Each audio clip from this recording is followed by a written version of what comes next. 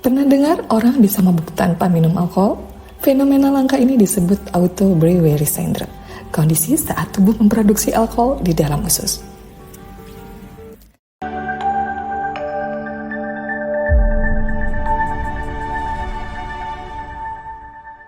Auto-brewery syndrome atau sindrom fermentasi usus disebut dengan penyakit mabuk. Kondisi langka ini membuat pengidapnya merasa seperti mabuk tanpa minum alkohol. Kondisi ini terjadi ketika tubuh mengubah makanan dengan kandungan gula dan tepung menjadi alkohol. Lalu apa penyebabnya? Pengidap penyakit ini terkait pada mengolah alkohol atau etanol dari karbohidrat dalam makanan. Proses tersebut terjadi di dalam usus. Efek mabuk dipicu oleh terlalu banyak ragi atau jamur di dalam usus. Ada beberapa jenis ragi yang menyebabkan efek mabuk, seperti Candida albicans, Candida glabrata, Torulopsis glabrata, Candida krusei, Candida kefir, dan Saccharomyces cerevisiae. Lalu apa faktor resikonya?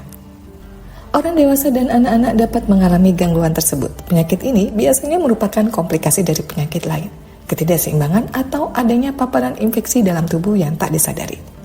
Ada beberapa pemicunya, yakni terlalu banyak jamur di usus akibat penyakit Crohn.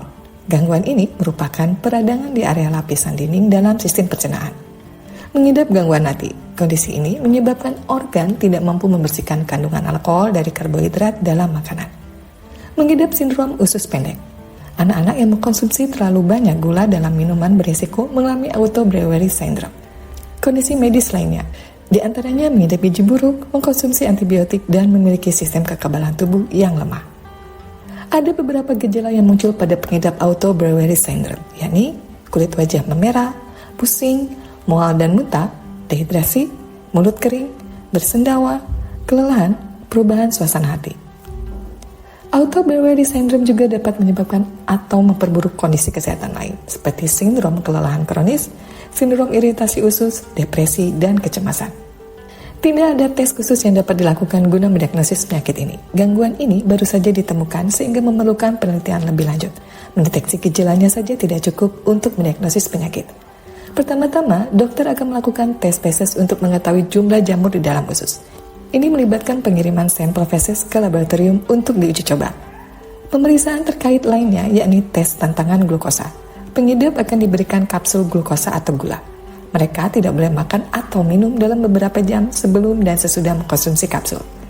Setelah 1 jam, dokter akan memeriksa kadar alkohol dalam darah. Jika tidak memiliki auto-brewery syndrome, kadar alkohol dalam darah adalah 0.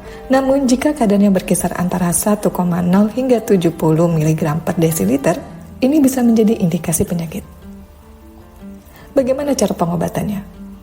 Perubahan pola hidup menjadi lebih sehat menjadi salah satu cara mengatasi penyakit ini.